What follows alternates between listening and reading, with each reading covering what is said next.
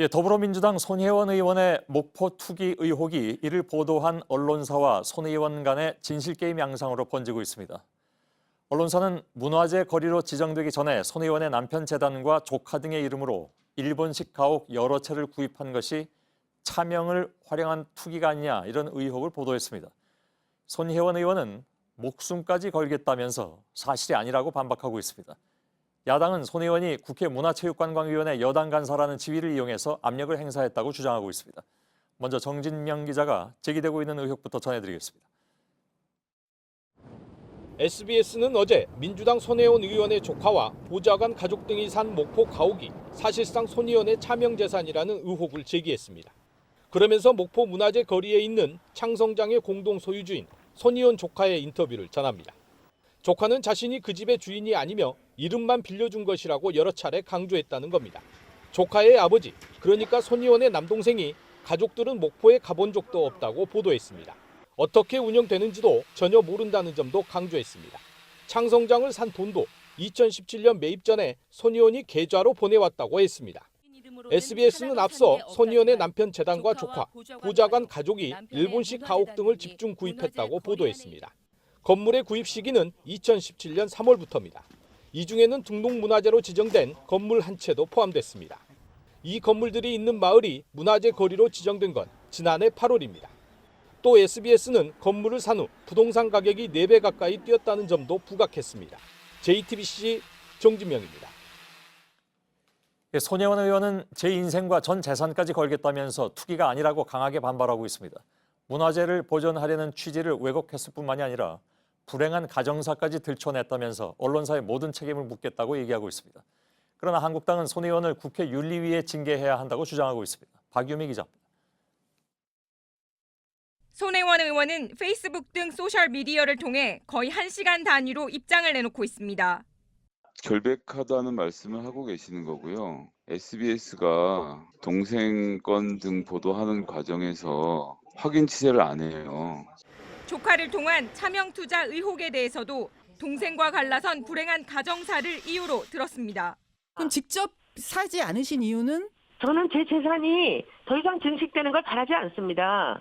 이건 집안의 좀 어두운 그림자라 제가 구체적인 말씀을 드리고 싶지 않고요. 동생의 부인은 지금은 이혼한 상태인데 그 부인과 그 아들을 위해서 한 10년째 거의 교류가 없는 상태인데 자유한국당은 권력형 비리로 규정하고 국회 윤리위원회에 손 의원을 징계해달라고 요구했습니다. 국회 관련 상임위 간사라는 직위, 친문 핵심이라는 위상, 영부인의 친구라는 위세를 얻고 자신의 사익을 추구한 게 아니냐는 점은 막강한 문체위 여당 간사로서 문화재 지정에 영향력을 행사할 수 있고 내부 정보를 미리 알아 투기에 활용할 수 있었다는 겁니다. 민주당은 긴급 최고위원회를 열었지만 투기 목적이 없었다는 손 의원의 주장을 받아들여 추후 진행 상황을 지켜보겠다고 밝혔습니다. JTBC 박유미입니다. 이렇게 언론 보도와 손혜원 의원의 주장은 서로 엇갈리고 있습니다. 취재 기자와 함께 어느 부분이 문제가 되는지 좀 짚어보도록 하겠습니다. 허진 기자가 나와 있습니다. 우선 논란이 일고 있는 지역에 손 의원 지인 명의로 10채가 있다는 건데 본인 명의는 없습니까? 네, 그 조카 2명을 포함해서 손 의원 주변 인물이 목포 문화재 거리에 보유하고 있는 건물은 이제까지 10채로 알려져 있습니다. 예. SBS는 그중에서 이 손 의원의 남동생의 아들, 그러니까 남자 조카가 명의만 빌려줬다고 말한 것, 그리고 남동생이 이 가족 모두 목포에 가본 적이 없다고 말한 걸 토대로 차명거래 의혹을 제기하고 있습니다. 예, 손 의원은 본인 재산이 아니다라는 얘기잖아요? 네, 이 손 의원은 재산 증식을 원치 않는다. 예. 그래서 이 본인 명의로 건물을 사지 않았다. 이렇게 반박을 하고 있습니다. 이미 오래전부터 공개적으로 이 건물 매입을 권유해 왔다고 설명을 하고 있고요. 예. 또한 손 의원 부부는 이 자녀가 없기 때문에 이 조카들에게 합법적으로 1억 원씩 증여를 했고 그 돈으로 조카들이 건물을 매입했다는 겁니다. 예, 중요한 쟁점이 실제로 건물 가격이 올랐느냐, 올랐다면 얼마나 올랐느냐 이거잖아요? 네, 어제 SBS는 손 의원 주변 인물들이 3.3제곱미터, 그러니까 평당 이 100만 원에서 400만 원의 건물을 구입을 했다고 보도를 했습니다. 그러면서 이 최근 주변 건물 실거래가가 3.3제곱미터당 750만 원까지 올랐다고 했습니다. 예. 하지만 손 의원은 조카의 건물은 합법적으로 산 건물이고 2년 전에 8,700만 원에 샀고 최근에는 1억 2천만 원에 팔렸다고 했습니다. 이 건물 같은 거는 잠깐만요. 그 산 건물을 팔았다는 건 아니죠? 아니죠. 같은 건물의 한 지붕에 있는 건물이고 같은 조건에 있는 같은 조건에 있기 때문에 비슷한 정도 올랐다는 건데 그래서 약 38% 정도만 올랐다는 겁니다.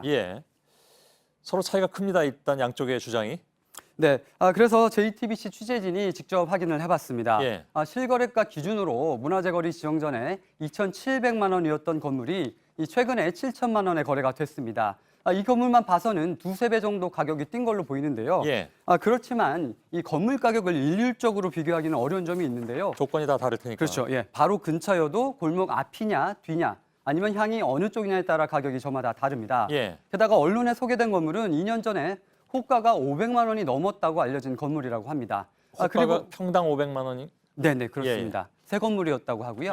그리고 손의원 관련자가 소유한 건물들은 매입 후에 아직까지는 거래가 없기 때문에 정확히 비교하기는 어려운 측면이 있습니다. 자, 사실 이제 투자냐 투기냐 이걸 판단하는 것은 뭐 어려운 문제이긴 합니다. 또 중요한 게 이제 부당한 영향의 행사를 했느냐 안 했느냐 이것도 쟁점이 되지 않겠습니까? 네, SBS는 손 의원이 2017년 11월 국회 문화체육관광위원회 예산결산 소위원회에서 목포의 문화재에 대해서 언급을 했고 두 달 뒤인 2008년 1월에 문화재청이 문화재 개발 사업 공모를 했다고 보도를 했습니다. 이 반면 손 의원은 이 목포 구도심을 살리기 위해 노력을 해온 거고 오히려 그 거리가 문화재로 지정됐다는 소리를 듣고 의아했다는 반응을 보였다고 했습니다. 문화재청 또한 문화재 지정은 개인의 요구나 필요에 의해 지정되는 게 아니라는 입장을 냈습니다. 물론 이거 다 이제 주장입니다. 양쪽에서. 아무튼 문화재 거리 지정에 영향력을 행사했는지 미리 정보를 알고 투자를 했는지 이런 것들이 앞으로 좀 중요한 쟁점이 될 것 같군요. 허진 기자였습니다.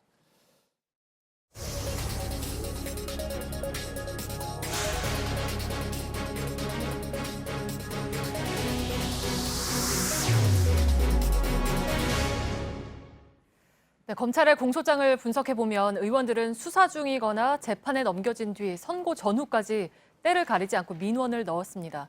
법원은 그때마다 맞춤형 서비스를 했습니다. 서복현 기자입니다. 국회의원들이 청탁에 손을 내밀면 법원은 마다하지 않았습니다. 검찰 수사 때부터입니다. 홍일표 의원은 정치자금법으로 수사를 받자 법원에 방어 전략을 물었습니다. 법원은 자금 제공자가 세무조사를 우려해 자백한 것으로 공격하라는 논리를 제공했습니다. 재판에 넘겨줘도 마찬가지입니다. 국회 법사위원은 당시 이군현 의원이 정치자금법으로 재판을 받게 되자 의원직 유지가 가능한지부터 물었습니다. 법원은 불법 자금을 반환하면 유리하다는 등의 전략을 짰습니다. 노골적으로 벌금형을 부탁하기도 합니다. 서용교 의원은 선거 캠프 간부아들의 선고가 있기 불과 사흘 전에 벌금형을 청탁했습니다. 이 청탁은 하루 만에 담당 판사에게 전달됐습니다. 1심 선고가 나와도 끝나지 않습니다. 유동수 의원은 선거법 위반으로 1심에서 당선 무효형이 나왔습니다. 법원은 판결 결과를 분석해 유 의원 측에 건넸습니다. 좋은 결과를 진심으로 기원한다는 말과 함께였습니다. 2심을 대비하도록 도와준 겁니다. 사건 해결과 법원 현안 처리라는 각자의 이익 앞에서 삼권 분립은 없었습니다. JTBC 서복현입니다. 네, 이런 논란의 중심에는 국회 법사위가 있습니다. 모든 법안은 법사위를 거쳐야 하고 또 법원과 검찰을 피감기관으로 두고 있는 상임위, 그만큼 힘이 세다는 뜻이겠죠. 일부 의원은 재판에 넘겨지자 곧바로 법사위로 상임위를 옮기기도 했습니다. 이윤석 기자입니다.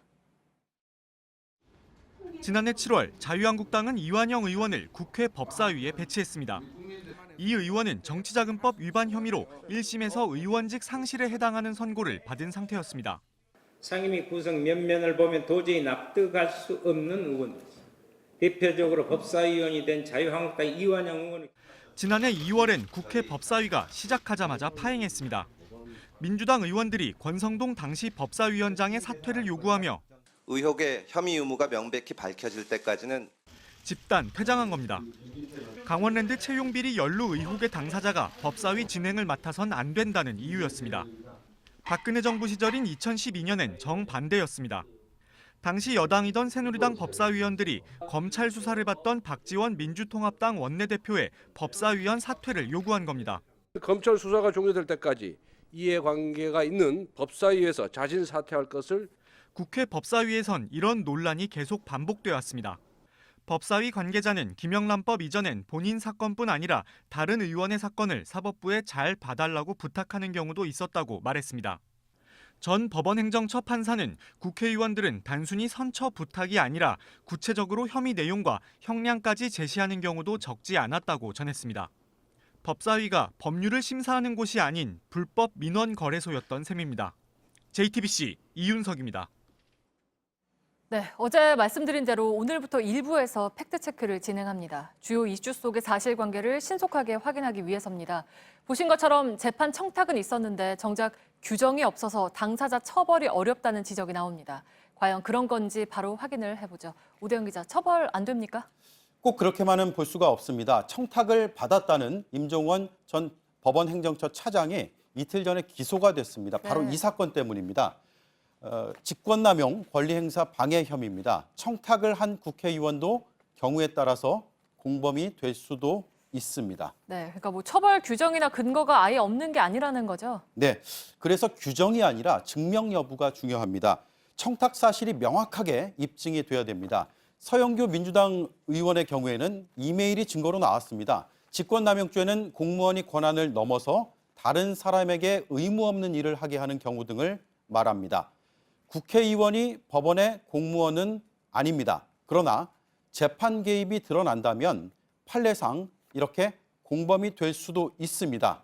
다만 이메일은 서 의원이 직접 보낸 게 아니어서 서 의원은 그런 말을 한 적이 없다라고 말하면 다툼의 여지는 있습니다. 네, 그러면 다른 규정은 없나요? 예를 들면 청탁금지법 이런 건 어떤가요? 청탁금지법과도 부딪힙니다. 할 수 없게 되어 있습니다. 네. 그런데 문제는 이 법이 2016년에 시행이 됐다는 겁니다. 이 사건, 그러니까 서영교 의원의 경우에 2015년에 사건이 일어났습니다. 소급이 되지 않습니다.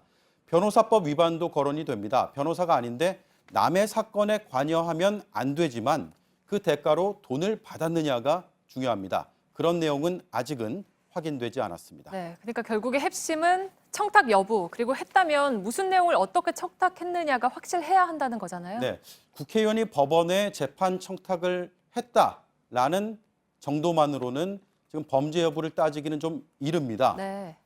구체적으로 어떤 방식으로 했느냐, 실제로 이뤄졌느냐, 이 과정에서 금전적인 이익이나 다른 대가가 있었느냐 등에 따라서 공범 여부가 가려질 것으로 보입니다. 네, 오대영 기자였습니다. 네, 국회 파견 판사가 의원들의 재판 민원을 들어주는 창구 역할을 한다는 지적이 나오면서 대법원은 판사를 국회에 파견하지 않기로 했습니다. 기존의 행태를 뜯어 고치겠다는 의지를 일단 보인 건데 정작 그 의혹의 핵심에 있는 의원에 대해서 민주당은 이틀간 논의를 거친 끝에 사실상 아무 조치도 취하지 않았습니다. 김나한 기자입니다. 더불어민주당은 오늘 오후 긴급 최고위원회를 열었습니다. 서영교 의원 처리 문제를 논의하기 위해서였습니다. 하루 종일 이어진 논의 끝에 내린 결론은 원내수석 부대표와 상임위원 자진 사퇴가 전부였습니다. 오늘 회의에선 징계 여부를 판단하는 윤리심판원 회부 여부조차 논의하지 않고 끝났습니다. 애초에 징계를 하려고 했던 건 아니고요. 이 공소장에 적시된 사실만으로 어떤 혐의를 확증할 수가 없기 때문에 재판에 영향을 미치려고 한 구체적인 정황이 드러나면서 비난 여론이 빗발치고 있지만 사실상 아무런 조치를 하지 않은 겁니다. 야당은 비판의 공세를 높였습니다. 이 직권남용죄 공범으로까지 의율될 수 있는 심각한 사안인데 이 부분에 대해서 민주당의 도덕적 기준이 형편없다라는 걸 단적으로 보여준. 사법개혁에 목소리를 높이는 민주당이 정작 자기 당의 부정 의혹에 대해선 눈을 감고 있다는 비난을 피하기 어렵게 됐습니다. JTBC 김나한입니다.